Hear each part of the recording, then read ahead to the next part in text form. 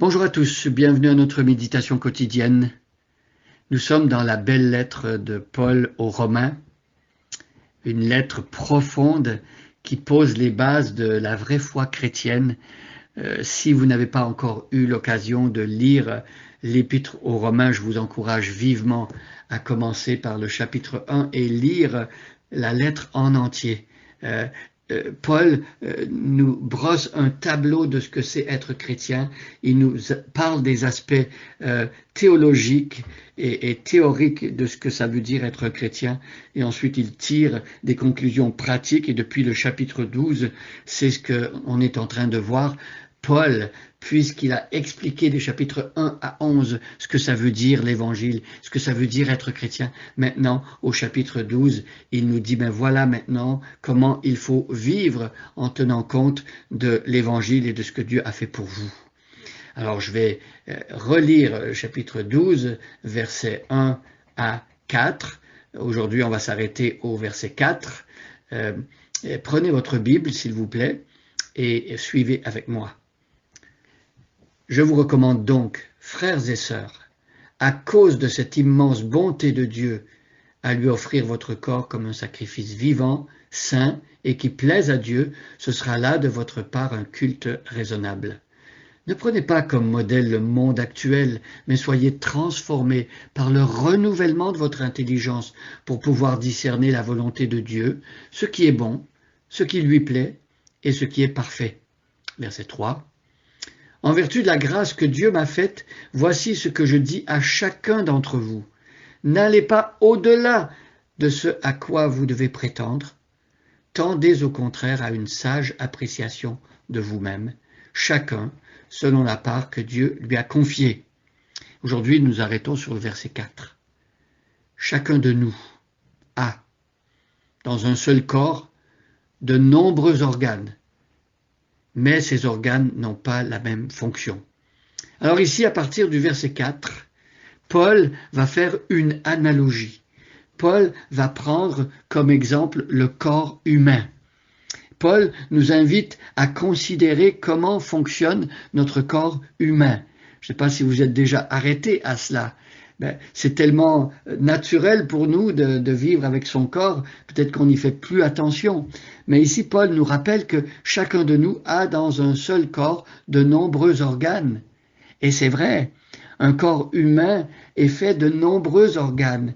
Hein? Il y a le foie, il y a la vésicule biliaire, il y a le cœur, ensuite il y a tous les membres qu'on voit plus facilement de l'extérieur, la bouche, le nez, les narines. Et voyez, le corps est fait d'une multitude de membres et d'organes.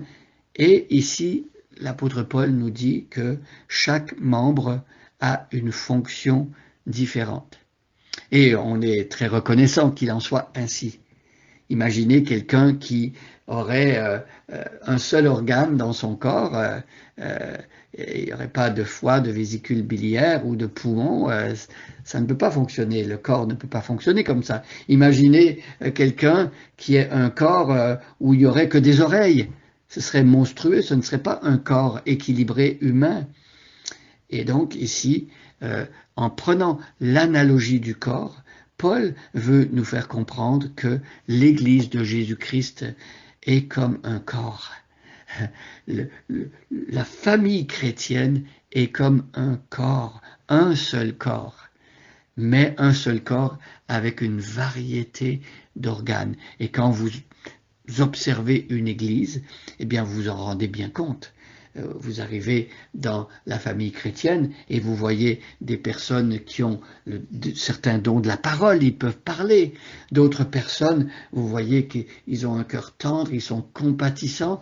D'autres ouvrent leur maison, ils sont hospitaliers. D'autres, ils ont un don de foi. Ils saisissent les promesses de Dieu quand ils prient. Vous voyez, il y a une variété de dons et ici, l'apôtre Paul va nous faire comprendre que tous ces dons sont nécessaires pour le bon fonctionnement de l'Église.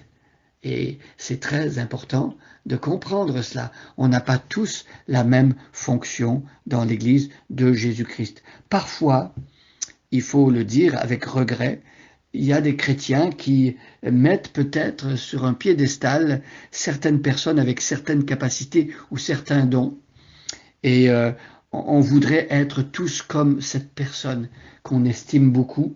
Cette personne a reçu un don, peut-être un don public, peut-être plus visible. Et on se dit, waouh, ça c'est un don extraordinaire, moi je voudrais être comme ça. Et tant qu'on essaie d'être comme les autres, tant qu'on n'embrasse pas ses propres dons à nous, que Dieu nous a confiés, eh bien on est malheureux. Et puis, on s'empêche de faire ce que Dieu nous demande de faire avec les dons qu'il nous a donnés, voyez. Et donc, il faut en arriver à cette maturité, à cette compréhension de la vie de l'Église que, oui, nous n'avons pas tous la même fonction et nous pouvons remercier Dieu parce que Dieu a mis des personnes différentes avec des fonctions différentes et complémentaires. Voyez, moi, ça m'est arrivé il y a quelque temps de me faire mal au doigt et mon doigt ne fonctionnait pas très bien. Et c'était compliqué d'appréhender, de prendre des objets avec ma main gauche parce que le doigt était tout tordu. Et pendant un certain temps, je ne pouvais même pas plier mon doigt. Alors, un simple doigt comme ça, et tu te dis que ça peut compliquer la vie. Imaginez autant de personnes dans une église avec des fonctions différentes. Imaginez que chacun décide de faire la grève parce que moi je suis fâché, je voulais pas faire ça dans le corps, et puis moi je veux pas être un doigt, je veux être un coude ou je veux être une épaule. Eh bien ce serait terrible, le corps serait paralysé, on ne pourrait rien faire. Mes amis, soyons reconnaissants de la part que Dieu nous donne, le rôle qu'on a à jouer dans son Église et tendons à faire développer ce don, à le mettre au service des autres pour que justement dans l'Église nous puissions voir l'harmonie et nous puissions refléter Jésus-Christ. Vous savez, j'aime bien à penser moi que lorsqu'on me présente une personne, imaginez si on m'envoie une photo et quelqu'un m'enverrait la photo juste d'un doigt ou peut-être d'un œil et rien d'autre du corps, eh bien j'aurais du mal à me faire une idée de ce à quoi cette personne ressemble avec juste un doigt ou un œil. C'est pour cela que parfois moi j'aime bien inviter des gens à venir à l'église et pas simplement me rencontrer moi, parce que moi, si je suis qu'un seul doigt du corps, eh bien la personne n'a pas vu les autres membres du corps, et quand elle peut voir les autres membres du corps, elle se fait une meilleure idée de qui est Jésus, parce que la tête du corps c'est Jésus, et voilà, quand on voit les autres membres dans le corps, on apprécie également mieux qui est Jésus. Et notre objectif, mes amis, c'est de faire connaître Jésus. Le monde a besoin de voir Jésus. C'est lui qui fait vivre, c'est lui qui donne l'espoir.